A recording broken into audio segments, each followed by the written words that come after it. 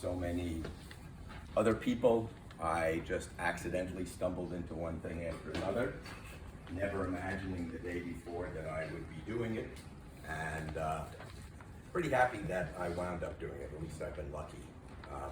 I went from being a college student to being a performer, performed with Jimi Hendrix and Janis Joplin at Woodstock. And then, oh yeah, you guys didn't know that? Yeah. That was while I was at Columbia. My brother transformed our small college singing group, what would nowadays be the a cappella group, into what was then a very avant-garde band called Sha-Na-Na. And Jimi Hendrix loved us. I say I used to drink with Janis in San Francisco. It was really amazing. So I go. That's right. Yeah.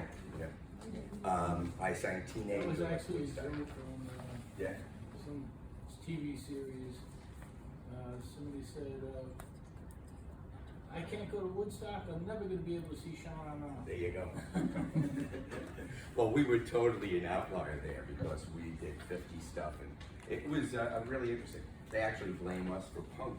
But in any event, so I was at Columbia then, and just now I go from being a schmucky sophomore to playing with Jimi Hendrix, and then Janis died, Jimmy died, our only guitarist died of overdoses, and Columbia offered me a full ride to the PhD, and I said, I'm never going to go back to this opportunity again. Can I just ask you one question? Sure. Were you in Greece?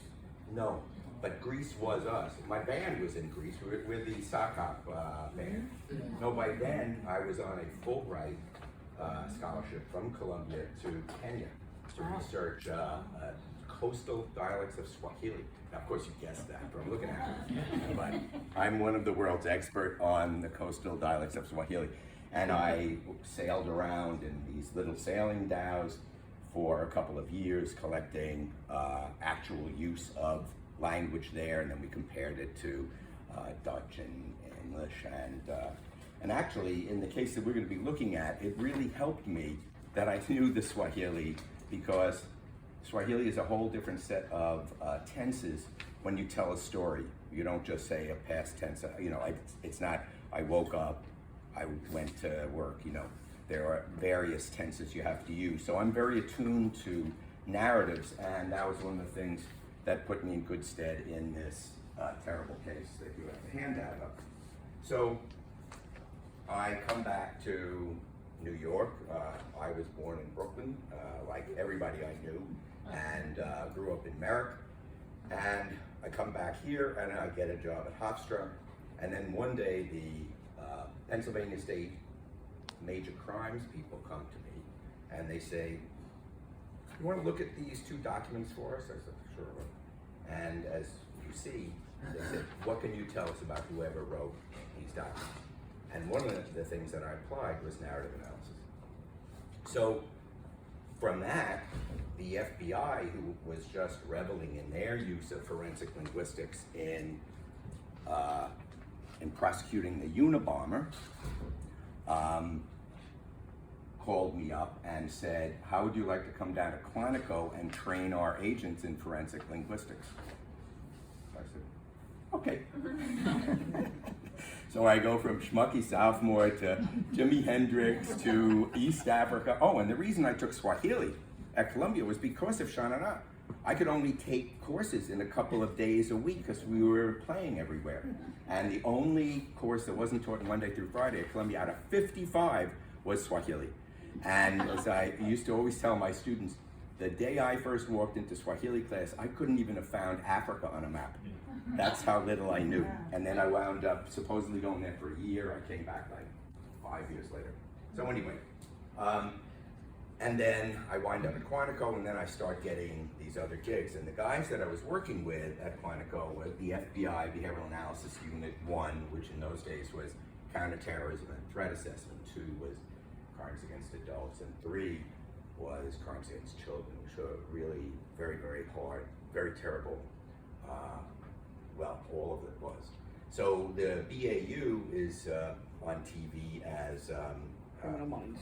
Yeah, Criminal Minds. And indeed, my old FBI partner was the technical advisor for years there, the guy who brought me down. So, and that is part of Critical Incident Response Group, NCAV, National Center for the Analysis of Violent Crime. So I just want to warn people that we are going to talk about real killings and stuff, and it can get very, very nasty and gruesome. That we're not going to revel in anything, and I've redacted some of the things like what you're holding, but still.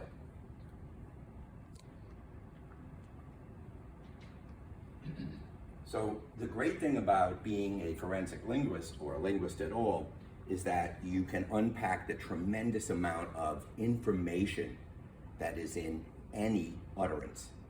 So every time you open your mouth or you sit down at a keyboard, as I say, you're revealing where you're from, where you have lived, what jobs you've had, what sports you play, everything.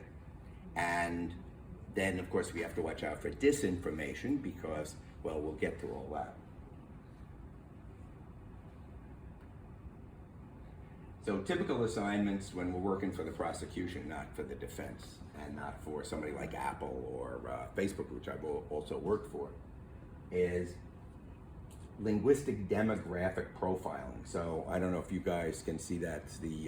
It's the Unabomber, and this is actually Kaczynski, the Unabomber, but this was the only sketch they had of it. So that wasn't very useful, of course.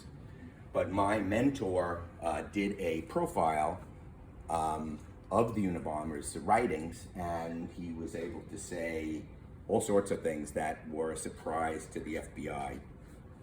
Yeah, if you guys want to move up, you could see things easier, I guess. So the second kind of job that we get all the time is authorship analysis, and this is actually one of the documents that you have in your hand. And then, pardon the language, that is a spray paint in a case where these two little boys and their mother were strangled in their beds that I worked on, and we were able to put a guy away for the rest of his life. And this is, okay, who can tell me what language this is? What? No. It looks like something my daughter speaks. Like Norwegian. Well, she's a smart Danish woman then. Dutch? It's Danish, okay? I don't speak Danish. I speak a lot of languages, but I don't speak Danish. But I do a lot of work in Europe, and my main contact there is a fabulous Danish forensic linguist. And she and I have worked on FBI cases together and cases for the German FBI and like that. And she teaches an intensive course with me at Hofstra every year. Oh, so what happened was I went down to Quantico, and Jim Fitzgerald, the FBI agent, he was doing these week-long boot camps for his agents and others, teaching people how to get a smattering, anyway, know when forensic linguistics would be useful. And when he retired after 20 years in the FBI, we moved those courses to Hofstra. And they served as the basis, years later, of we have a master's degree in forensic linguistics, the only one in the Western Hemisphere that's actually face-to-face. So this is a guy who my colleague was able to testify was about, through very, very guarded language, he was going to ISIS, to the Middle East, through Turkey, to get training in bomb making so he could come back to Denmark and practice what he had learned. So this is whenever you have to testify in court, you have to show that you are qualified, that you have methodology that's accurate, that you have enough data, and that you've done this 100 times before, which is pretty hard. It's like catch-22. If you've never testified before, they don't want to hire you. But actually this murder case was the first one that I testified to. So now I've been qualified at least 30 times, but I think in the past 15 years I've had about 1,000 cases that I have consulted on. Because sometimes I'll go to a conference and the FBI guys will be asking me just for my thoughts of whether this is a good way to go. One time, there's a great organization called the Association of Threat Assessment Professionals, ATAP. And that unlikely name, I was asked one time to give a presentation to the New York chapter, and I said, Association of Threat Assessment Professionals, I've never heard of such a thing. So I called up my FBI friends, and they said, oh, we're all members. Yeah, it's a great thing. Okay, so they have this annual world conference of people who look at threats. See, nowadays, we're all a little bit more used to it with all the school shootings, God help us. But they weren't as rampant back then. So I said, okay, where is it? And they said, Disneyland. I said, what? Yeah. I said, Disneyland? I figured, okay, there must be, there's Disneyland Hotel and then there's Disneyland. No, you walk out of the Disneyland Hotel and, there's Mickey and the rest of them. So I couldn't figure that out. I said, why is that? And it turns out that threat assessment as a thing began with Hollywood stars being harassed and dogged and everything else, you see. So the LAPD had whole squads of figuring out how to protect the people who got the most threats and stalking especially. So I remember I had gone to a conference, I went to the conference, I gave this presentation, and then I foolishly went to the breakout rooms where these guys who are, like 30 years in the trenches, and it was something like what happens when a bomber swallows his bomb instead of, and I said, oh my God, what am I doing here, So I go out and I sort of stagger across the hall to buy my then little daughter a Mickey Mouse t-shirt, and the woman who's selling it to me, it's like right out of Central Casting, and she says, hi, I see from your credentials, you're with that group, right? And I said, yeah. She says, what'd you learn today? And I said, lady, you don't want to know. So, that's right, so the consultation. So after that, I go outside, I'm having a cup of coffee, and these two PAU guys, who I hadn't worked with before, said, Rob, we'd like to have consultation with you if you don't mind. I said, sure. I said, where do we go? And they said, well, there's this room we use above Goofy's kitchen. I said, you can't make this up,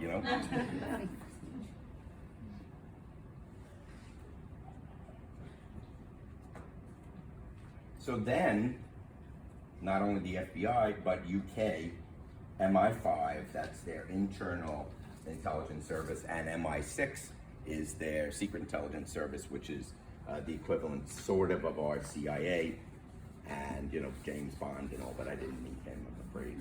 But I trained all of those folks too in the run-up to the London Olympics. And I love saying that since nothing bad happened in the London Olympics, I like to take full credit for it. So these are the kinds of cases I've dealt with just in the past couple of years.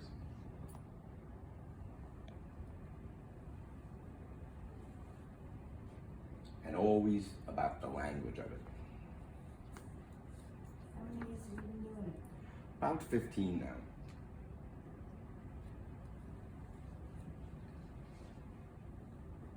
It's scary. It's in the dark web. It seems so frightening. It sure is. Because right? I mean, the scary amount of people are, Absolutely, absolutely. Excuse me, did you have anything to do with Kavanaugh when he was threatened? No. No, but routinely people are gonna hang members of Congress, or this one case was a guy who was having repeated threats to shoot the FBI agents in his town, and when that didn't seem overly possible, he said that he would shoot their families. And then he said that if anybody delivered anything to their FBI headquarters, they were he was gonna kill them. And indeed that meant eventually anybody who worked for UPS or USPS were his target. So you can imagine we were in a big hurry to find this guy. Have you done anything with the Google Beach Killers? Actually, a very unsung hero is the person who was, this woman is a FBI agent who became the the head of Suffolk County Police for a year. She had been in charge of anti-gang investigations for Long Island and Brooklyn and Queens for like 10 years. So they put her in while I guess they figured out who was going to do it going forward, because as everybody knows, the place was pretty crazy before that. And we have Marty Tankleff, who spent 17 years in jail for murdering his parents, except he had nothing to do with that, except that he found them and then he had it pinned on him, and he actually became my student. He's a lawyer, very, very successful lawyer. He's amazingly, after 17 years in prison, going in as a kid, he's the nicest guy in the world. He has a wonderful wife. He adopted the wife's daughter. I went to this enormous party where he gave her a pony or something. It just, I mean, I also have a death penalty innocence project. We reanalyze language evidence that put people on death row. Now, just as an example, I mean, there's a lot of bad people on death row, but from the time that Florida reinstituted the death penalty to, I think, a couple of years ago, 17 people were taken off death row because DNA showed that they didn't do what they were convicted and sentenced to death.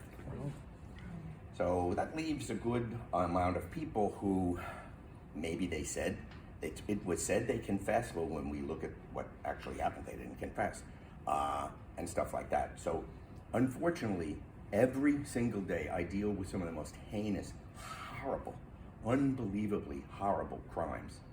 And somebody committed those crimes, whether it's the people whose stuff we're analyzing or not is a question. So, and my Hofstra students, they all work on live cases that are actually happening now, whether somebody's getting off, trying to be gotten off death row or life imprisonment. And we also work for prosecutors. My students and I helped track a serial killer through the Carolinas. This woman was serially marrying and bumping off veterans, and she would get money from the Veterans Administration for children that she didn't have. She'd deplete their bank account, and then she would stage these suicides, one bullet to the head. And she was getting away with it for quite a while until these recreators of the scenes said, well, wait a minute, this probably was not a suicide. So my students and I worked for 8 months analyzing everything that her dead husbands had written and her, and we were able to demonstrate that guess who wrote one of their suicide notes? Her. See?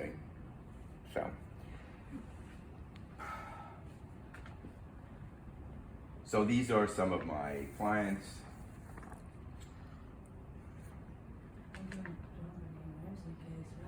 Yeah, well, I came into it when that idiot Carr came out of Thailand and said that he had killed her, and I showed that he had nothing to do with it. I think he just wanted to get out of Thailand at that point because the cops there were on his trail. So, okay, so here are some of the things, as I was saying before, that are embedded in your language, right? We go down south and we say y'all and we figure, oh boy, everybody thinks we're locals. Well, no, okay? Even funnier is we go down south, we come back and we say, we sound exactly like the Brooklyn kid you are, except we say you all every now and then, and all your friends say, oh my God, you sound just like a Southerner. It's amazing how you changed your dialect. So anything that's written or spoken is grist for our mill.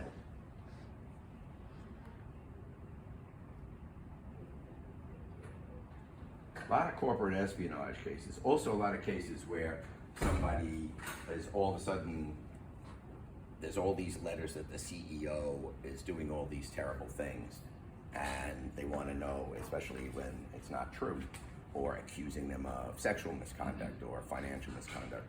And we had a case one time where this big investment firm, they lost something like 2% of their worth in a couple of weeks because somebody was writing that some analyst was leaving and things like that. It's amazing what domino effect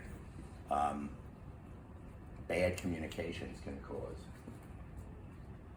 Okay, so this is a famous case of my mentor, Roger Schei, famous among forensic linguists, so at least 6 or 7 people have heard of it.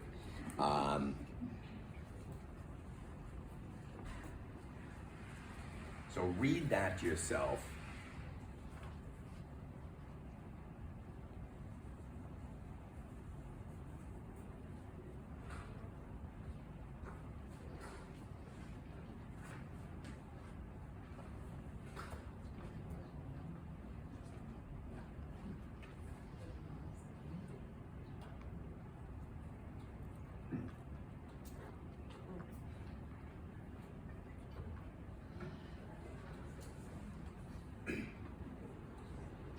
I would read it aloud, except a lot of it has to do with spelling, right? Spell. And spell. Right. Yeah. So that's one hypothesis. And what we do when we decide whether to step on a manhole or not is we compare competing hypotheses. We say the best evidence that manhole isn't going to collapse, or maybe it will, or this guy's sandwich shop I've heard is the best one, but then the people who told me that all were his relatives, and on like that. So my point here is, every time we do anything, we are comparing competing hypotheses and seeing which ones best will help us understand what's going on. So one possibility of spelling this, okay, is person's illiterate, right? Now we have to see whether that explains all of the data. And there are other possibilities. What other competing hypotheses are there that you might spell K sounds with a K and not a C? Foreign. Foreign, that's right. Maybe it's a language, you belong to a language group that always spells K with a C. And then, well, but what's some counter evidence against that? The superior hypothesis explains all or most or more of the data, yes? I don't understand, because in the beginning he's using proper spelling, he's saying precious, he's putting everything in, and then at the end, it's like to throw you off with a few spelling errors as if he's not smart. Amazingly, I've had 4, 5, 10 cases where everything's fine, then like the last couple of paragraphs, they start making mistakes. Couldn't they have just rewritten it, if they were making believe? So, yes, but, all right, so let's keep going. So does that support the illiterate hypothesis? No. Okay, now let's look at the foreign or anything else. Go on. Like, there's contraction. Normally, English isn't your first language, you wouldn't use them properly. Maybe not. That's a good point. It's a very good point. And that's the kind of thing exactly we look at. As you'll see, I made my career on contractions. Yes. Oh, I'm sorry. Yes. The fact that he mentions a diaper bag makes you think that it's someone that may have had a child. Yeah, that's a good point. Exactly. What would they say if someone anyway? Oh, that the fact that diaper bag is mentioned suggests somebody who's had a child and had to deal with diaper bags. An excellent point. Actually, I don't think anybody's ever brought up that exact point before. They have pointed out that it's hard to spell diaper if you're not used to it. What about like nowadays that spell check? Yeah, that is the bane of our existence, right? I have a case right now where, at least in the middle of it, the guy who was writing complained, damn, there's spell check on this. So at least I can prove that his correct spellings, he's in jail, and they use kiosks, it's called jail mail. That all those right spellings aren't because of his ability in English. Okay, so what's some other hypotheses, guys? What am I doing with this?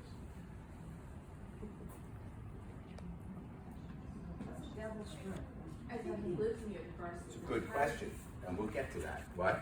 I think he lives near the person because he's knowing, you know, he's giving like the directions, but he knows green trash cans, so he knows the area has those.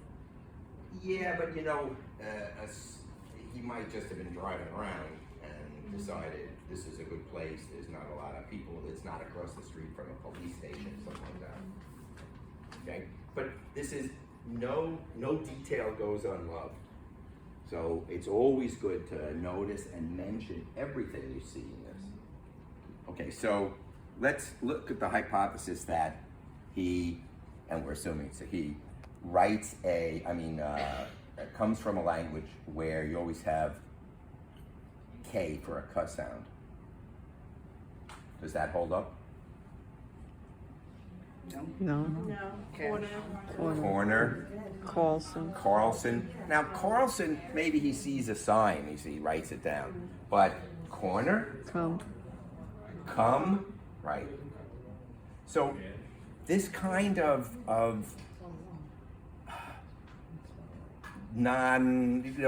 it's just, it's inconsistent. So it's a real sign that we're being disinformed, okay?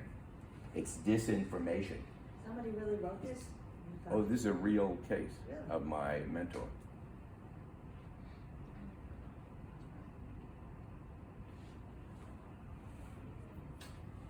So we also have daughter misspelled, Yeah. but as you pointed out, we have precious spelled correctly. Who the heck can spell precious, right? Also notice, as one of my students pointed out to me, the use of that precious in that whole sentence shows that you are, I don't want to say good, but a good writer of English. Because what is precious doing there? It's twisting the knife in the hearts of the parents. It's not, it could have just said, put $10,000 cash in a diaper bag. Do you ever want to see your precious little girl again? I mean, that's terrifying and cruel. Okay? So far, we have K's not because of foreign language, we think, and not because of illiterate. So what do you think? Maybe they're throwing you off. Exactly. Back and forth. That's right. So Roger Scheid, my mentor, the distinguished research professor at Georgetown, he said to them in around 6 seconds, he said, do you have on your suspect list a well-educated man from Akron, Ohio? And I like to think they said, oh, okay, Roger, we know this is going to take a week, so stop playing with us. And, does he walk with a limp? Did he see service in India? Like Sherlock Holmes would always say, right? Does he have a frayed left sleeve? And he says, just look. And they did. Okay. So how do you know Akron, Ohio? Devil strip. Devil strip. So here were some of the things, hold on, we're going back, What does that mean? that we looked at. You don't know what devil strip is? That's a devil strip. I never heard of that. Of course not, because we were not from Akron, Ohio. I thought it was the room. Yeah, I thought it was like a strip mall. One of the rooms. Oh, the grass. That's right. What do we call it? And by we, I mean people from Long Island. Sidewalk. Grass? Sidewalk? Most of us don't have a word for it. And if you do have a word for it, you figure that must be the word everybody has. He didn't know he was writing, by the way, I'm from Akron, Ohio. See? And it's good because that's probably not disinformation. If when I read something and they keep saying, you all, but it's the only marker of Southern English, I know it's disinformation, see? So actually, my father was at one time a Nassau County official, and when I was mowing the lawn in Merritt, I would always try not to mow that. I'd always forget because there were all these trees and telephone poles, and he'd say, "Go mow the county strip." That's what he called it, because it belongs to the county or something. Right? Yeah, there you go. See, but that's why it's such a great. And they went and they found the guy. But how do you know? because he's Roger Shy. He's smart. Yeah, Okay. yeah. Come I from mean- Akron, Ohio? What?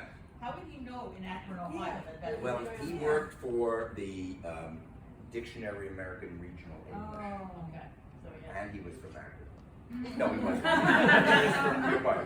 So I gave a presentation to the Ohio State Attorney General's Conference on Law Enforcement. 10,000, I think, law enforcement officials. And I give the one of the plenaries, and I show this. And this district attorney was standing behind these two uniformed cops, one from Akron and one from Columbus.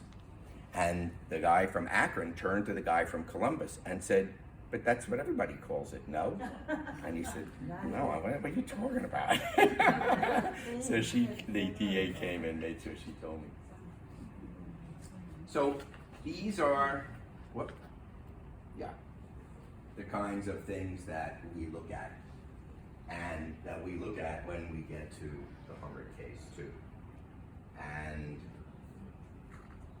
there's just so much in there, and you see why it takes some training too. But the most important thing is the thing on the bottom. Beware of disinformation. I presented stuff to forensic psychologists who should know better, and they immediately start psychoanalyzing whoever wrote it. And I say, guys, this is like the script of a novel or a play or a TV show. It's don't psychoanalyze it. Oh, yeah, that's right, okay. I just did a search and it came up on What? Akron, Ohio, Devil Strip. Yeah, you would think so after my presenting this 100 times. And realize that when Roger did that, of course, you had to have Roger Shy because we didn't have Google. I mean, you're making our point, right? Okay. What else here shows well-educated man? Yes, ma'am. Is rent usage of your? Yes, that's a good point. Yeah. Yeah, not Y-O-U-R-E, for example. Yep. What else? It's the kind of thing that's hiding in plain sight. Exclamations for $10,000. Yeah. So money sign at the beginning of 10,000? The money, the exclamation, Backwards. punctuation. Yeah, It's perfect. backwards. You can't spell trash can, right?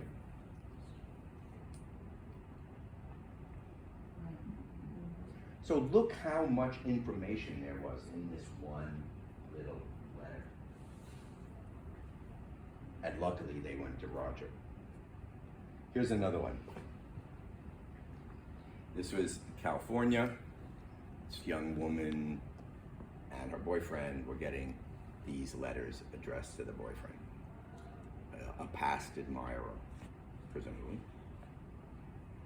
And there were some hints of violence, so we were in a real hurry too. So what did this tell us?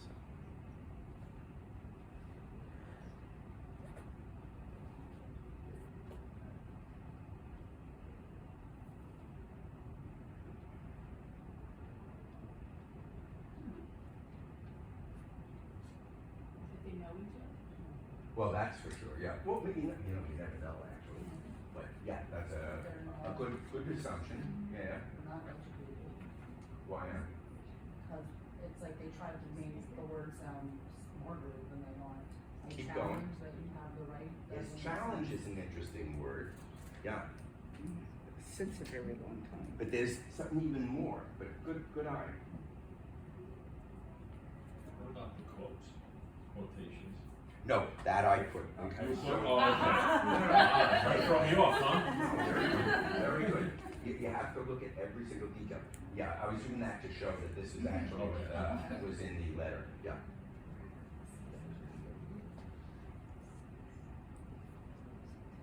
Yeah, challenge is a little odd. Her sense of very long Keep It's going. an odd way. myself. Hot for no longer than. What's gonna happen to the person? When the person is a challenge that you have the right to have it to yourself, then what's gonna happen to that person? Is he just like, Well, is that suicide this is something? why we were called it. Right answer. He's gonna kill himself? No, I mean, actually, we thought that. He was threatening the boyfriend. Yeah, he was gonna do something with the boyfriend or her. But luckily, we didn't have to find out. But how do you mess up the first part that you perhaps could? Well, because the challenge is not from being illiterate, or whatever the term we were using, to not understand. Just use the thesaurus. But there's, yeah, that's Come up right. with another word. But Yeah, there's something else. So I don't feel bad because I looked at this for an hour, and my mentor from Columbia, who I was doing cases with, did the Hummert case with, walked by, looked at it, he said, "Oh, it's the French guy." French guy.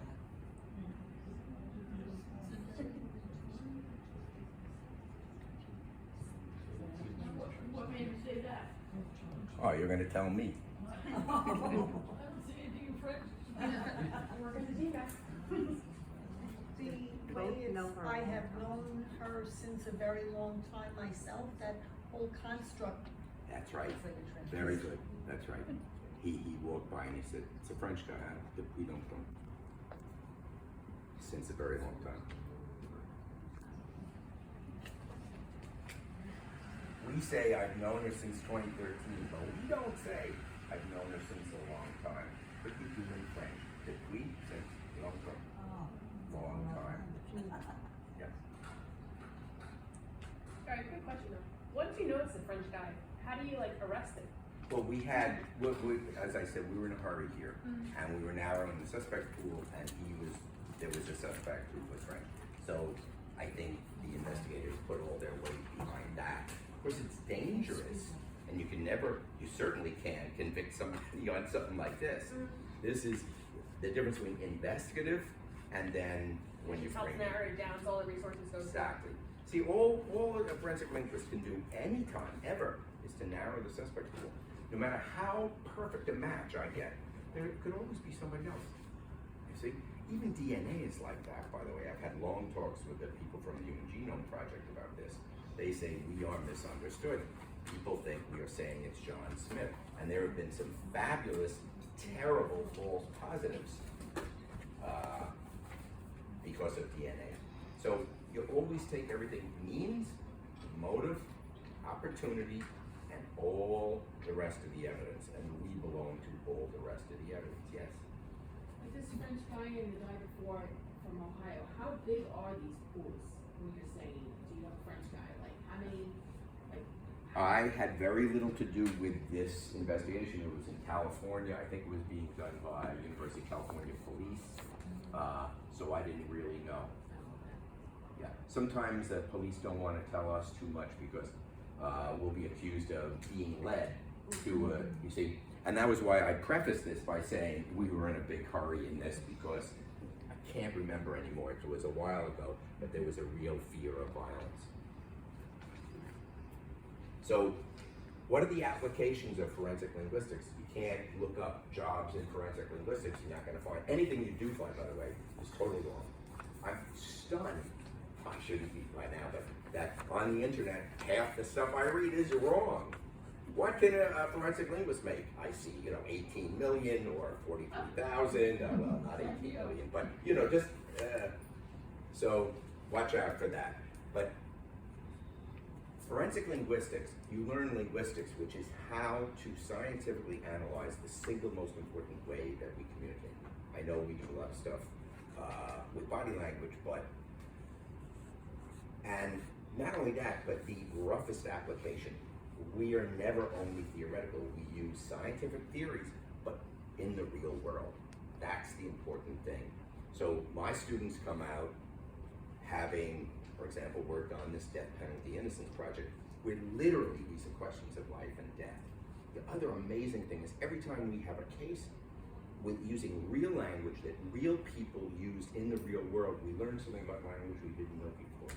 And that is, as a linguist, just so exciting. It's really wonderful. How did you get into this? Linguistics? Yeah. I was always interested in language, and when I discovered there was such a thing as linguistics, that's what I wanted to study. So I applied to graduate school for it. Yeah.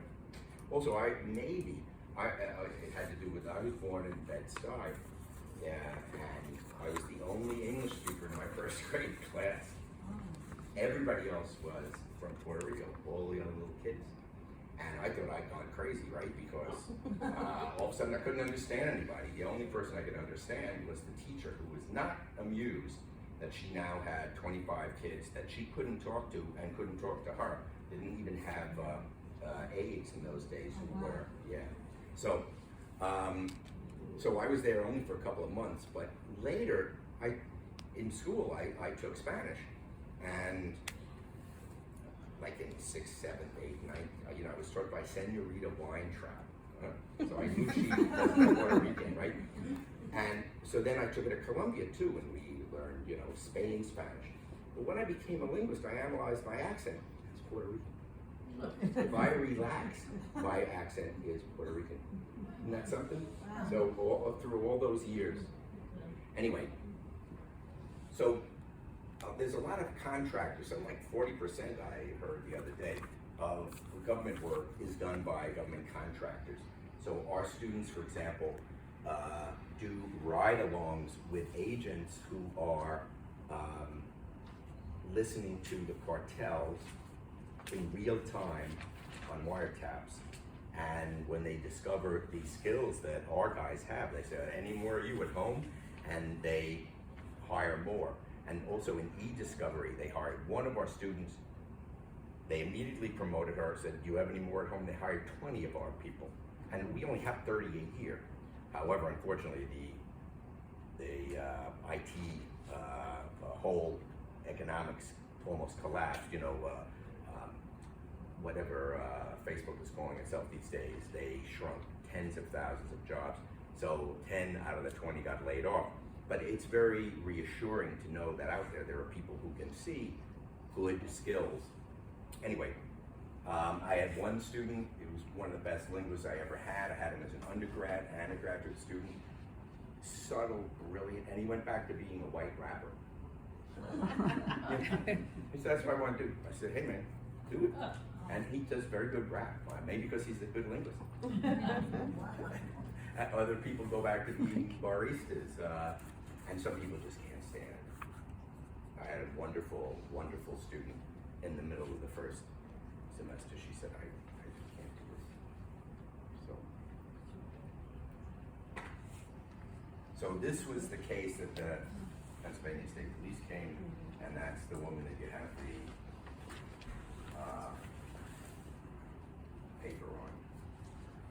So we do profiling, narrow down the suspect pool, and then you try to do authorship analysis. So this is the background, right? And that's what it says on the paper.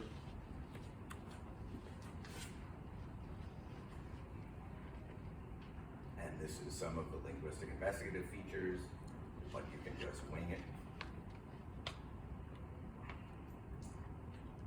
And here are the letters. And that's what the second letter looked like. I mean, look at the difference between this and this. So when somebody's trying to throw off the cops, it's called, you know, a red herring letter, right? Because supposedly in the days of the bloodhounds, I don't know where people got red herrings from, but they would put it across their path to confuse the bloodhounds. And the FBI calls them POMICs, but of course everybody knew that. And they love these acronyms, right? As a matter of fact, I think my partner Jim Fitzgerald made this one up.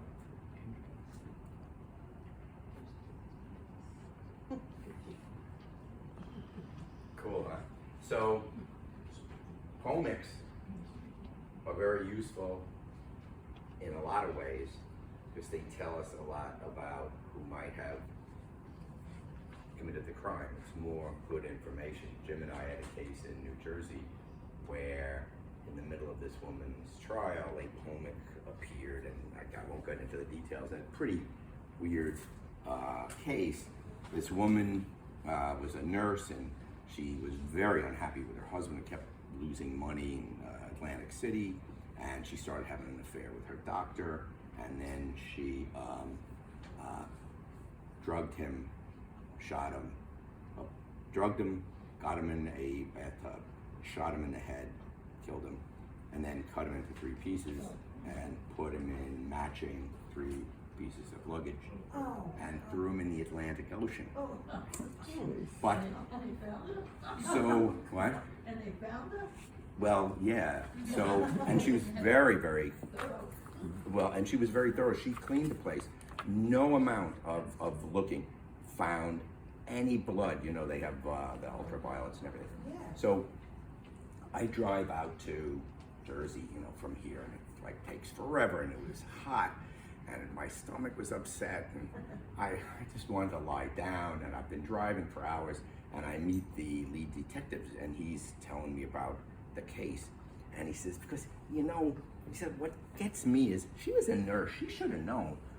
She threw him in there, and then this one guy, he's doing casting, and he's fishing, and he gets him. He says, oh man, look at this. Wow, okay, it's not a fish, but it's a Louis Vuitton or something, piece of luggage. Wow, maybe my ship's finally coming. Boy, I wonder what's in such a beautiful piece of, and it was his torso, okay? And it had floated up because she hadn't, as he told me in great detail, slit the stomach so the gases, and you know, and I just had, I don't know, bad meal or something at McDonald's. I said, could we talk about this later? And she said, no, but it's really amazing. You know, what I would do is, yes, okay. So anyway, so that was an interesting case. So we had a pomic there too, but she was convicted. So, but with very little input from us. So, analyze the letters. Come on. Talk to your neighbors, as we say. It's a technical term. And try to figure out. So let's look at what you got. Oh, so as it says here, I train the behavioral analysis unit every several years. People who deal with language as part of their remit. And this was actually what I gave them last time, so I figured that would be interesting for you guys and others. So, what is revealed in the language of the letters? Linguistic demographic profiling, just like we just did, okay? And after that, we can compare, first we can compare these two for profiling and authorship. And then when we have known documents written by a suspect, then we compare those. But that's not yet. These are what we call Q documents, question documents. And beware of disinformation. Pomics, by definition, are disinformation. And we suspected that this was a poem.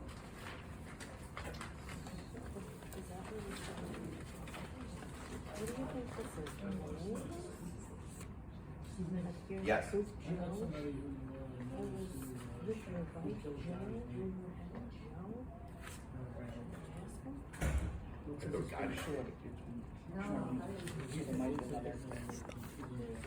This is the letter, we're gonna read the letter. I can't see. So, you know, you don't have to do any, just read these so that when we discuss it, you will really know what the data are that we're looking at. Yeah, we got 2 letters, right? Q1, oh, I thought you said paper. Q1 and Q2. Okay. And that's how we refer to them. Yeah, he was a friend of the hit. Great. He was in jail for life.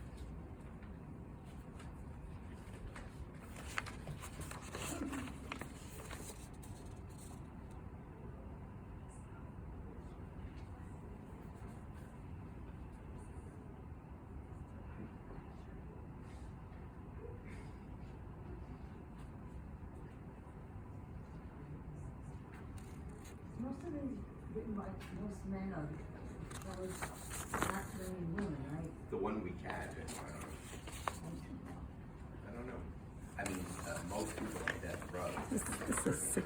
Men, right? All of them, yeah. But there are a couple, and I've worked with a couple of those cases too, where the woman really manipulated the guy. Yeah, what made me think of that was he said the same thing, just cut up and put into the suitcase. Oh,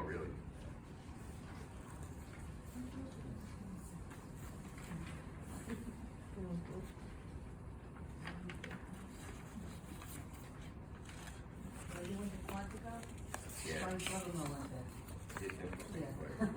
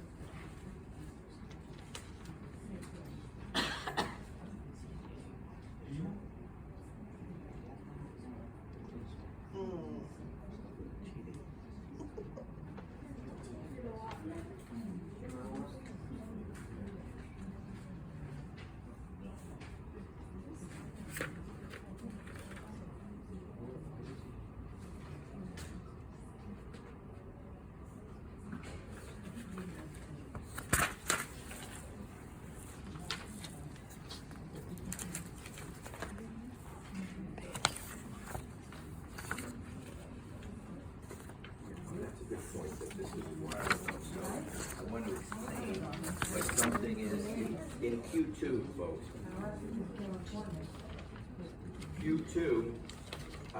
Q1 talks about getting negatives. Not only did we have negatives, we had these photoshops where people would take glamour photos, see, and print them out. So the fact that somebody could go there and get new prints doesn't mean anything, because it wasn't, it was like the family would do it and then they pass it around. Because people have asked me many times, how could he have been allowed to get the photos from the picture people? But anybody can get it, yeah. Yeah.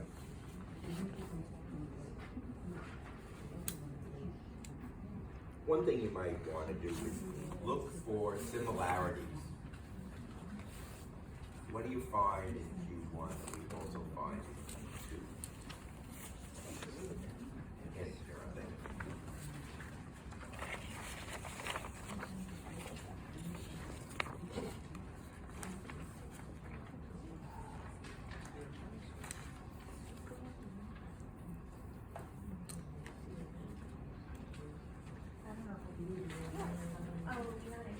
Sure.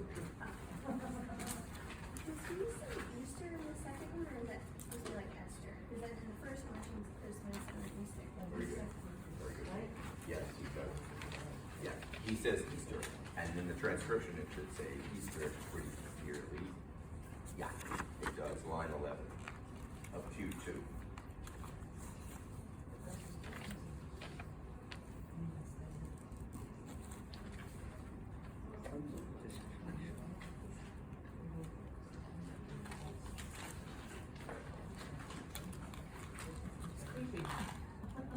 Where's the cream? I mean, she was strangled, left in her car outside a supermarket.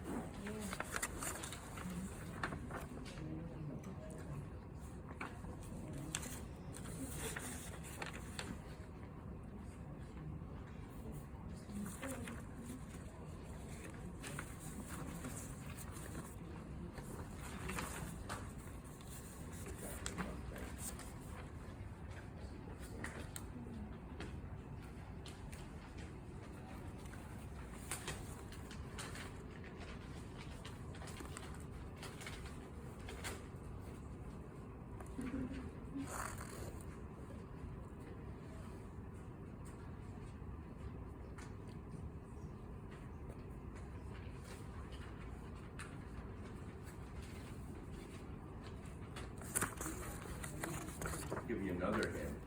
Do you see anything in either of these that might suggest what the person does for a living?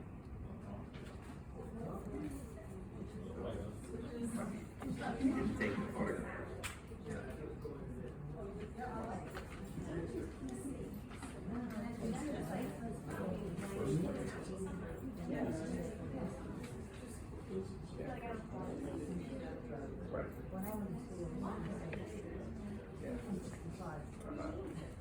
So another Easter egg or crumb, would you say what you said, right? The word PC, I feel like is more like the 90s or 80s. And would suggest, you said, as a work thing. Oh yeah, I thought it Which was. is confusing. So the guy who killed her was a computer expert for the state police. Jesus. Getting away with her.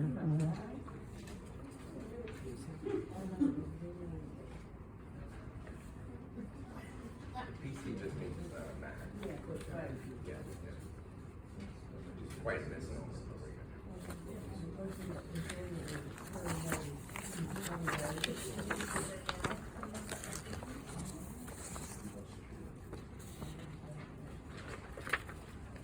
Okay, ask yourself, do we see any obvious dialect features? Any y'all? And one of the main things we're looking at, see, they didn't tell me, but being the genius I am, I figured maybe they suspected that one person wrote both of these, right? And I didn't know from Pomex or anything, I hadn't even met any of the FBI yet, but it looked pretty obvious that that might have been what they had in mind, but they didn't say that to me. And when you look at them, they're very, very different, right? Okay, so let's look at some of the differences. What are some of the differences that you see? What's most obvious? Yeah, right. The fact that it's handwritten. The other one was typed, see? And yeah, the F's. So, I mean, you can just go down any number of rabbit holes trying to figure out the meaning of F, but there's no meaning. It's disinformation. It's dumbing down. It's very, very easy, relatively speaking, to dumb down. It's very difficult to dumb up, right? So typically we find dumbing down. And when people don't dumb down all systems at the same time, like the punctuation in the ransom note, it's evidence that it's disinformation, and we can discard those non-standardisms.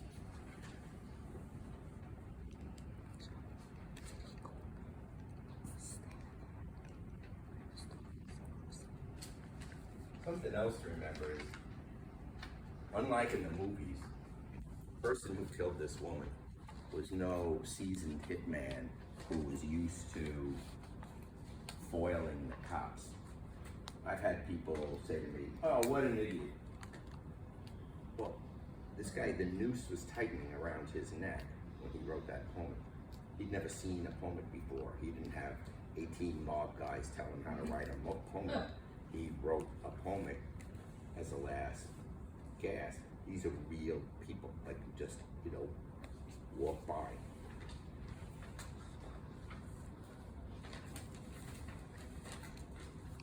Which is good for us because they make mistakes.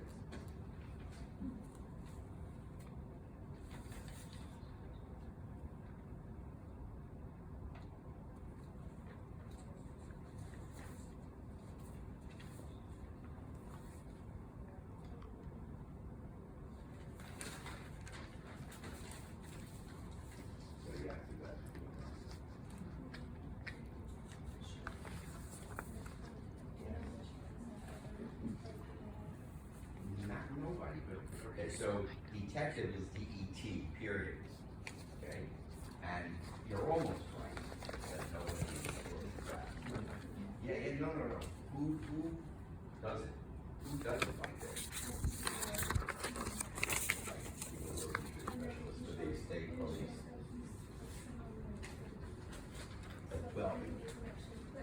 Well, this guy was being investigated. That's why he wrote the poem. So he knew who the lead detective was, Detective Walter. But again, very, very good eye for detail. It's just what you need because that might have been how you crack the case. So the detective, we have DET, period, and we have PC, which actually had meant something along the short of it. Let's look at the narrative. Has anybody here ever had a 8-year-old tell you the plot of what happened? It's all over the place. Yeah. Yeah. And it jumped here and there, and, oh, wait a minute, oh, what happened with this guy? Oh, no, that's a different guy, right? Okay. Both of these letters are written by somebody who truly understands how to write a narrative. Easy. So well that you don't even notice. He does flashbacks. He does flash forwards. That's with his right hand, and the left hand, he has stepped out of the narrative stream to add information. This is very difficult to do, and we find it in both the Q1 and the Q2. That was the Swahili connection, as I said. That I analyzed so many Swahili narratives to figure out what those tenses meant. Swahili, by the way, is an amazing language. It has Bantu languages, which is a large swathe of sub-Saharan Africa, have noun classes or genders. It's just like Spanish and French have, masculine, feminine. But not everything that's actually masculine or feminine is masculine or feminine. Why is a table feminine in Spanish and it's masculine in French? They're actually just ways of keeping track of things. So Swahili has 18 genders, grammatical genders. 3 of them have to do with different aspects of space and time. And everything in a sentence has to agree with them. None of this piddling stuff like the Senorita Weintraub taught me in Spanish. So not only that, but you have these 18 noun classes, and if you go 100 miles, things change a bit. So it's like this enormous kaleidoscope of interlocking grammatical things. It was stunning. I mean, I think most people wouldn't be so interested, but I was very, very interested, and I just found it the most fascinating thing. Also, the whole worldview, because it's seen through 18 different prisms, is different, so different from oral Spanish or French or Spanish.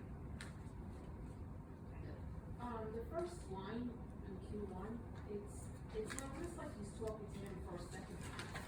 Because it's like, here's the proof you want, sorry, fix it. Yes, that is interesting. Yeah. And he's saying, here's the proof that your wife is of immoral stuff. And it was found on the husband's car windshield. And we had Merry Xmas, we had Happy Easter. Why? I mean, okay, Merry Xmas, I guess. I'm giving you a present that you don't want. But I'm writing because of Easter? What does that even mean, you see? But again, this is a guy, and the noose is tightening around his neck. Also interesting that although there are a couple of unfortunate words for the wife here, there's only a couple of bad words. And unfortunately, the English language has a great font of bad words for women. But the person who wrote this didn't use them. Again, a little odd, if he was really PO'd because his girlfriend now can't have children, and the time is right for payback. So all these things were nudging us into, and I didn't even know who the suspect was. Who do you think the suspect was? Her husband. Her husband. It's always the husband.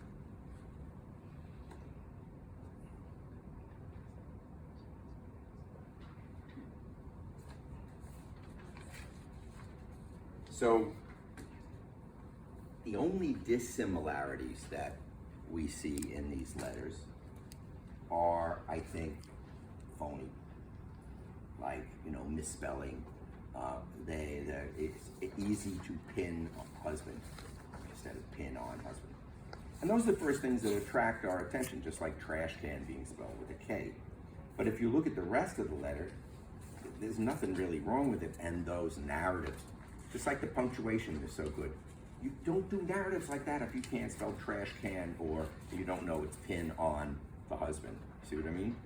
So the inconsistencies of all these different levels told us that it was a poemic, it was make-believe, and the similarities probably outweighed the differences. But we still had an uphill road because the judge was, basis of what I just said, was not going to give a search warrant to take somebody's property and have it be used as evidence. Because it could be a lot of people who have the same dialect, the same education level and everything.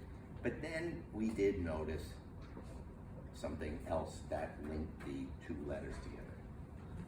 And you know, the more rare the thing is, the more telling it is, and the less likely it's by accident.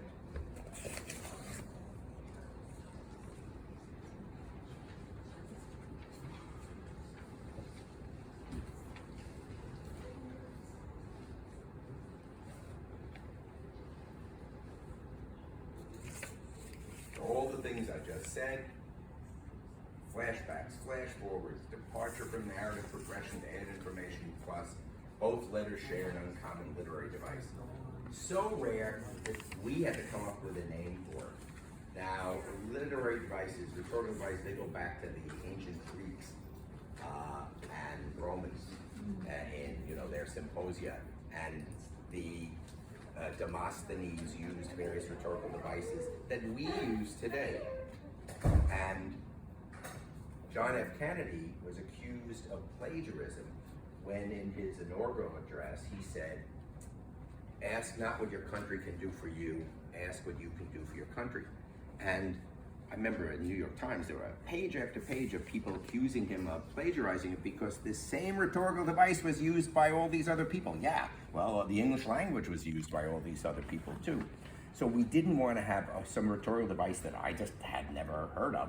So I did my real in-depth research. I walked across the hall at Hofstra to the Greek and Latin professors who know all this stuff. And I said, "What kind of rhetorical device is this?" And they said, "Oh, we don't know." I said, "Okay, maybe we are onto something." And then I went to Brigham Young University's enormous, they have a thesaurus of rhetorical devices, and I talked to the head of that, and he said, "We don't have a word for it." So that's pretty good. These are two pretty rare things that link, and here they are. I would have loved to have found out. A couple of days later, she made sure my fiancé found out. She dumped me and then had an abortion. That's in the stalker letter, Q1. Q2, I killed Charlene Hummert, not her husband. And I remember giving this to some homicide detectives, and they said, "Oh, well, it isn't her husband, we should let it go then." We had an affair for the past 9 months. She wanted to break it off, so I broke it down. But we looked at this for weeks before I noticed this. I mean, just like my mentor said, "Oh, depuis longtemps," and I looked at it 100 times, and I know depuis longtemps too. I also took French at Columbia. But you just don't see these things. So it was rare enough, as I say, that the keeper of the BYU Encyclopedia of Rhetoric had no specific label for it. So now the judge said, "Okay, I see that there could very easily be a link, the setup of the murder, and then the poem." So we got Hummert's letters, yes. The newspapers loved this. They probably made him look worse than he actually is. But he, yeah. So then it took another long time because we were analyzing all of his workplace emails and everything else. And then we didn't notice because we'd never seen the pattern before. Contractions. Remember I said my career was based on contractions. Negatives, most of us always contract some, don't contract others. And remember someone said that the use of contractions was probably good evidence that the person had some facility in English. We normally do both, but positives in both Hummert's work mails and everything were never contracted. And in the two letters, Q1 and Q2, never contracted. And there were a lot of opportunities for it. So did not could become didn't, but I am never became I'm. And these are the slides that I showed the jury. It says, is it a fake person I killed? Yeah, Who did you kill before that? nobody. Good luck. Yeah. Yeah. Yeah, well, see, a good poemic, you have to be believable. See? So typically, you give some little bit of information that nobody but the killer would know. But this is an odd moment because how does it say that he killed her? A white nylon rope. But we knew at that point, or they knew, I wasn't involved, that she was killed with a red dog leash. And they know because the dog leash had a metal thing that when he strangled her, made like an imprint in her neck, an indentation exactly, that matched perfectly. But he was in control of that dog leash. He had set it up. It was in his house. It was sitting there before he killed his wife. That's why he used it. So How he long said, ago did this happen? was it 2006? Something like that. So he wanted the police to believe it was a white nylon rope. See? But of course that decreased the ability of it being a believable moment. So, won't, contracted. I am, won't, contracted. I am, and on like that. And these are good data sets because this person, when he wrote it, did not know that it was going to be analyzed. So he couldn't have been putting it on. And on it goes. Okay. And look at the numbers. 74 non-contracted. 0. 23, 0. That's quite a skew. He made it easy. Well, he made it easy, huh? Yeah, I think it only took 2 PhD linguists from Columbia 2 weeks to notice it, right? But that's what you think, you know, it's a double-edged sword for us, because when we have figured it out, everybody says, just what you said, it's easy, because look, that's a pattern, you know? Anybody could see that. Yeah, but anybody didn't see that. But then sometimes the other side says, well, we don't want Leonard to testify. The jury can see that, judge, and you speak English. And sometimes, well, almost it works. So, we don't use Google anymore for our baselines, but we just wanted to get an idea. We have much more sophisticated large data sets now, but it turns out that positive contractions is by no means 0 or smaller. So it's not the case that everybody in the world avoids positive contractions. And we said to ourselves, well, where will we find the least contractions? Oh, in scholarly papers, right? Because they're written, you know, educated, supposedly. And we learned, how do you like that? There's almost no negative contractions in scholarly papers, even though there are positive ones. So this just reinforced the fact that this was a rarity and that it was a good connection between the Q1, Q2, and Hummert's writings. So as I say, we test hypotheses. We can't say it's 0.853% sure. It doesn't work like that. It works like this. This is the best hypothesis. It explains more of the data, and there's no data that it doesn't explain.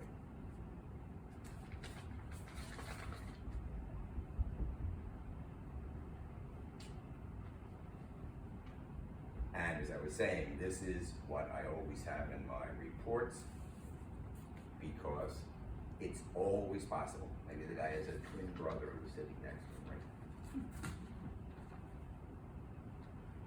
Means, motive, and opportunity. So Hummert, this thing is selected. So questions on this or comments?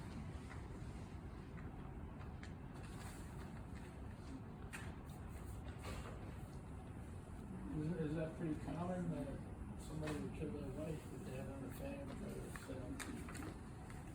the person she's having an affair with? You saying that because your wife's not here?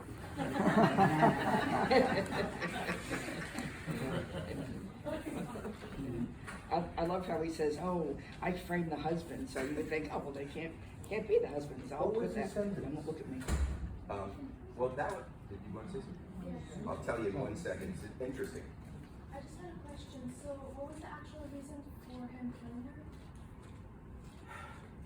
Okay, well, let me back up though. He was first charged with, I think it was 3rd-degree murder, which I think you have in Pennsylvania. It's like homicide. he pled guilty, but then he said, no, I want a trial. I didn't do it. And now he's in for life without parole. So he made a big mistake with that one. So what was your question here? Why did he kill her? Yeah. What was his motive? It's hard to know. Some people say she was having an affair and stuff, but I don't think. Well, the jury thought that the first letter was to set up to think of somebody else. Why would he write this? They said if he hadn't been planning to kill her. But the district attorney said to me, I think he was trying to scare her into his arms to protect her. And maybe they would, but that doesn't make sense to a lot of people either. Yeah. That's what, they sent me the library. Yeah.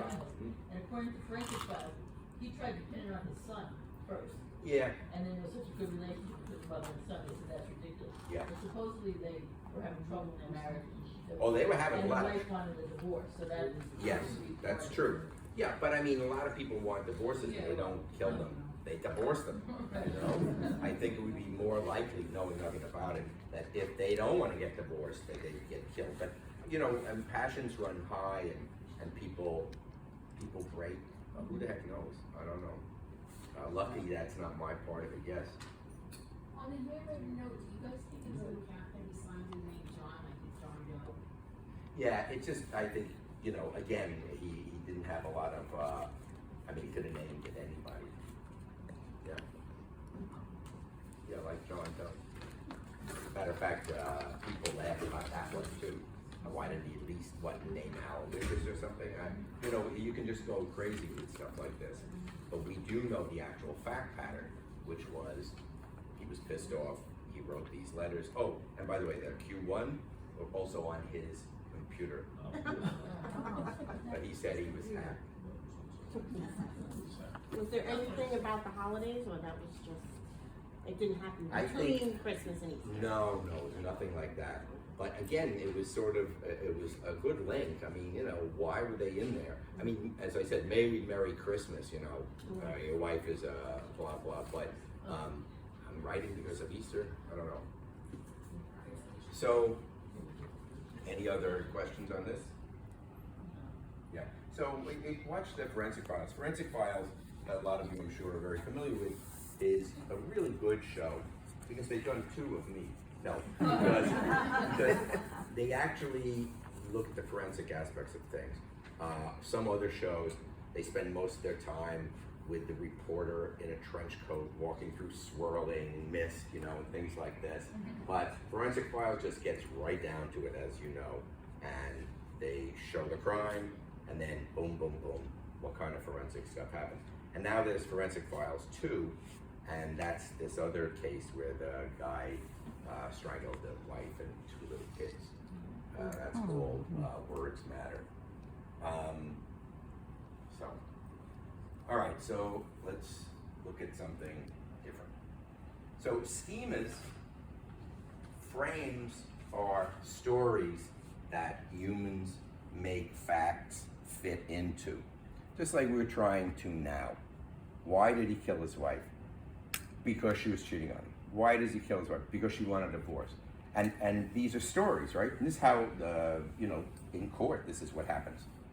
The one side tells a story that they hope fits all the facts. The other side, you know, like I remember this one case, these 2 cops, they went through a door, narcotics, one of the guys winds up dead. Prosecution said that guy was having an affair with the other guy's wife. That's why he accidentally shot her. And the other said, no, it was simply a drug bust gone wrong. And there was an accident because there were bullets flying everywhere. So that's what schemas are, that's what stories are, right? And this is how we organize the world. An amazing thing about language is, we think there's a lot of information in it, but you know what? There isn't. The more I study language, the more I realize that there's less and less information than I ever thought. And I'll show you the demonstration that I use. Because, like, remember I said, oh, Judge, you know, we don't need Leonard or another forensic linguist. You speak English. But most of what's going on in language is beneath the surface. Think of an iceberg, right? We got that little iceberg and then down here. So there's 4 lines that I quote from a book on how we understand reading. John was on his way to school last Friday. He was really worried about the math lesson. What is John? Oh, was like zoning. See, she was thinking of another schema. Anybody? John was on his way to school last Friday. He was really worried about the math he's a lesson. kid. Come on, what is he? little He's a little boy. boy. He's a student. Thank you very Didn't I much. say that? Sheesh. God, you got pulling teeth here. So you're gonna get the next one. Last week, he had been unable to control the class.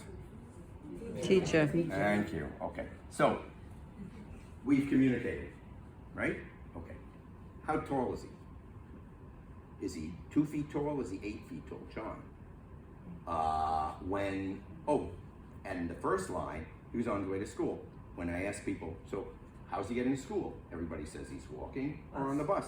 Okay. Well, which is it? You see what I mean? Is he bald? Does he have hair down to his toes? See, it doesn't say he didn't. Maybe he's skydiving to school. It's a skydiving school. Okay, and then he switches to a teacher. Now how is he going? Car, right. So I'm teaching Danish trainers of Danish investigators. And I say, okay, so now he's a teacher. Now how's he going to school? Car. Every single person in the room says bike. Exactly. Every single person. That's right, because in Denmark, the bikes, it's all bicycles. There are roads next to car roads that are only for bicycles. It's really an astonishing place. So we've communicated, but you see how much depends on their schemas. We had a schema of a little boy going to school and he's walking or on a bus. Where did that information come from? From my words? No. It came from your heads, right? Just like those Danish cops. Last week he'd been unable to control the class. Why was he not able to control the class? Now what is he? Substitute, for example, or an assistant. Mostly people think substitute. And one woman said to me one time when I was doing research on this, she said, you know, I've never had a substitute who couldn't control a class, but I know it's a thing. So the person who wrote this probably meant for me to understand he is a substitute. Now look at the negotiation aspect of understanding language, okay? And I always say to my students, especially the undergrads, I say, imagine you're turning to your best friend and saying, wow, that music we just heard is X, Y, and Z, and then trying to explain it to your great-grandmother. It's different frames of reference, right? So much has to do with the listener and not the speaker. There's almost no information. It's really amazing. So we get into schemas when we're doing investigations. I say this is a poemic. That's a schema. And if something doesn't look like a poemic, you know, maybe I just make it fit. I've seen a lot of cases where cops, in their heart of hearts, think that this guy did it. That's why he's sitting there handcuffed to the desk. And then I see a systematic, not on purpose, but they're ignoring anything the guy says that doesn't reinforce that. See? And then I find corroborative evidence, and the guy probably didn't do it. See what I mean? At least he certainly didn't confess. All right, so I get a call from a bunch of ex-CIA agents. They, you get out of the FBI, CIA, Secret Service, you go into a private firm of your buddies, and you do private intelligence stuff. And they tell me that this very rich person you'll see all of them in a sec, but it's very worrisome if you get 3 in a row of bomb threats at your house, more than just one.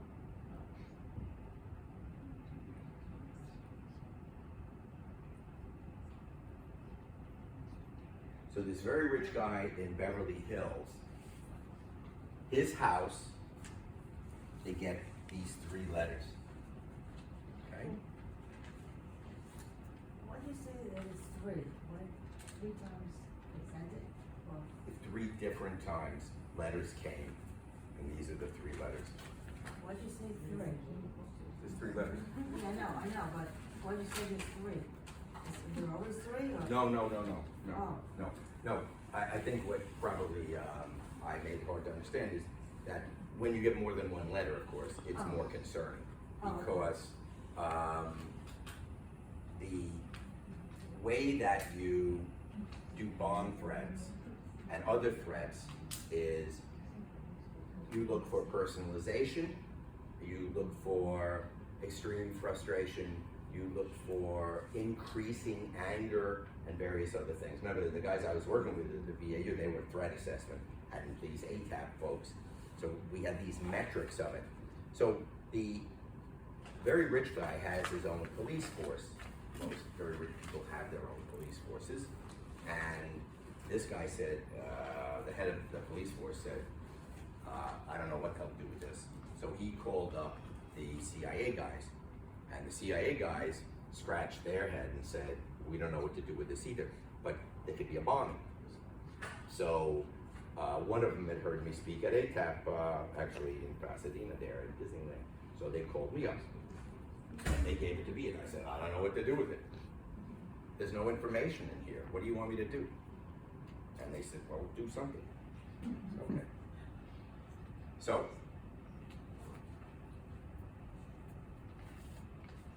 what do we see here that's noteworthy? Same marker. Yeah, folded letter. Yeah, they kept asking me about the B. Yeah, and I said, I don't know. And like some bad movie, they always call me up while I'm driving a Hofstra. And then I call them back, and I never get the same secretary twice. And I said, what's going on? Maybe these guys aren't who they say they are, but it was explained to me later that they have a virtual system where they don't really have a secretary. They have like 8 million secretaries. So you call in and they say, you know, XYZ investigations, but they're, you know, in Afghanistan or China or something. Yeah, well, I don't know any other Jodie Foster, but that's, so why do you say that? She was in the other Hollywood. Yes, that's true. Yeah, this is Beverly Hills. So she was already targeted with the Son of Sam. Yeah. No. Yes. no, what's his name? Hinckley. President Hinckley. Hinckley. Huh? Hinckley. Yeah. Oh, that's right. Yeah. I don't think it's Son of Sam. No. Right. So, but indeed, what you guys are saying is exactly what the bells that went off in my head. Okay? So first, what do you see here that's odd? We'll go through it. No is, okay, that's true. Yeah. What else? Yes, that's right. It's here is to the left. I think he reread it and realized that he had to put in front of gas. Yeah, that does look like that too. Yep. Yeah, because it's smaller than or something than this. Okay. And again, no detail goes unloved. You never know. I mean, maybe we're going to get a suspect and we get all of his writings and we show that it has the exact same features that you're looking at. Although for the moment, it doesn't help us. It says What do here, we do with it? Like it says here, like he's there. Yes. Here. Yes. Good point. Good observation. It says here in this house. But wait a minute, why aren't they the same? They are. Here, this house. So we could say that. I want it right here, right in this house. Okay. Okay, yeah, we have will be bomb this house. Going to be a gas bomb here, this house. Now the folding is different. The paper is obvious, like, you know, copybooks or whatever you call it, composition books. And now we have Jodie Foster. Okay, so 2 things now that I can do something with, and they're in this. What are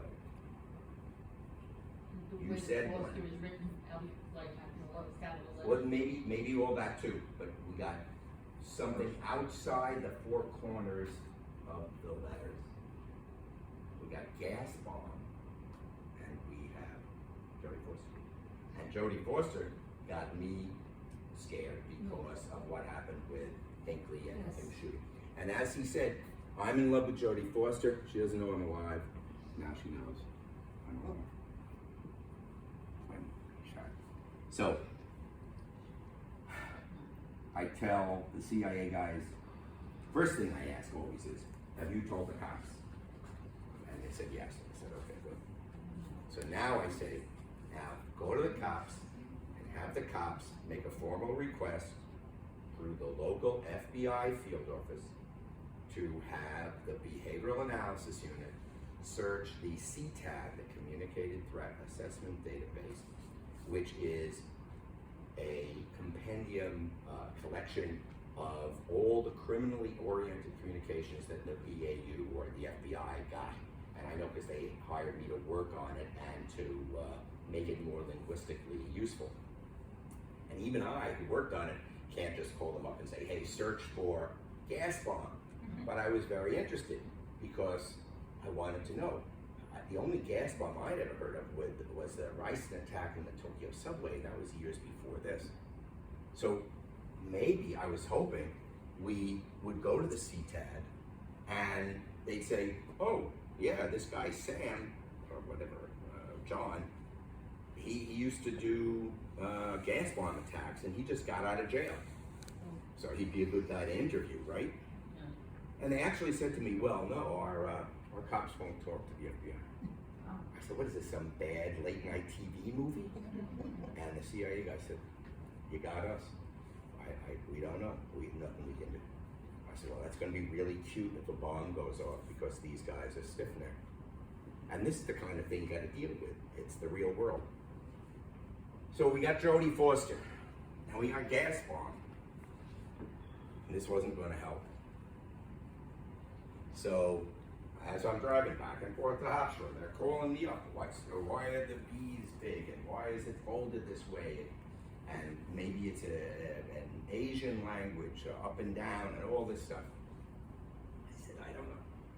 And then finally, I said to myself, schema, think frame.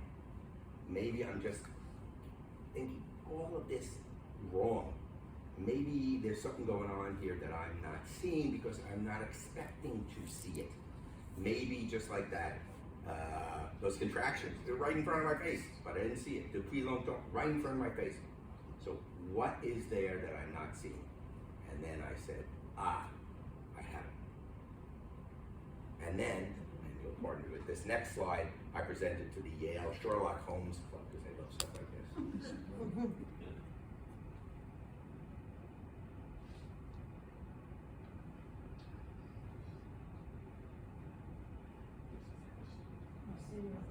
Clear. Was there a bomb? Dr. Watson, we were getting ahead of ourselves here. The intent was that there was to be a bomb, but not at this house in Beverly Hills. No, it's Studio City on Ventura Boulevard, the Central Commercial Avenue. Elementary, you know, they loved it. That was so fun. Yeah, they were all wearing Sherlock Holmes hats and stuff. No, they weren't, but they might as well have been. So, what was the schema that you and I were approaching this with? What were we assuming we were reading? Not at this house. Some nouns, please. Threat? A threat, yes, absolutely, and they do look like threats. A threat what?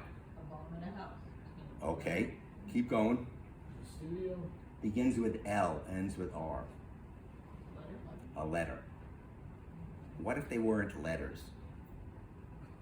What if the third one, for example, was not a letter? What else might it be? Note. Well, yes, and then I asked for that. You're right, a note. Yeah, and this is exactly what was going through my mind, actually. Okay, it's a note, or it's all the folding and everything tried one. Let's put it all together. Yeah. So what, maybe it's not a letter. Puzzle. Maybe it, well, it sure is a puzzle. Maybe it's a map. And that would explain why Jodie is out here in left field. Gas bomb is here. This house is way down here. So I said, where does Jodie Foster live?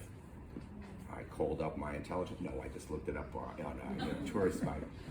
And here is where she lives. Here is this house. And when you put the two together, Oh my God. right here is Ventura Freeway, Studio City. Very, very big shopping area. A perfect target for a bomb. How'd you think of that? I wanted them to stop calling me. So I called them up, and they hadn't paid me yet either. I said, I got it, guys. Direct deposit. Yeah, what? Direct deposit. Yeah, we didn't have Zelle in those days, right? And they said, Jesus, wow, okay. So, thankfully, just as I hoped with the gas bomb, Jodie Foster, I can't remember anymore. I think Jodie Foster's head of security came back and said, you know, that looks like Al, who used to write these letters. Maybe he's around. And they went to the cops, and the cops picked up, I'll call him Al. And he never talked, never gave any information about the letters or his plans. And just like London, I take full credit. No bomb went off in Studio City. Oh, nice. It's kind of like, And they actually paid me. it's kind of like Batman with the Riddler. Yeah. Well, it's that kind of teasing thing. Who the heck knows? And for all, you know, I mean, believe me, nobody could have been more surprised than me when that map thing worked. Oh, this is our courses. So, anyway, that is, I think, a good place to end. You guys are on your way to becoming forensic medicine. Yeah, no, 'cause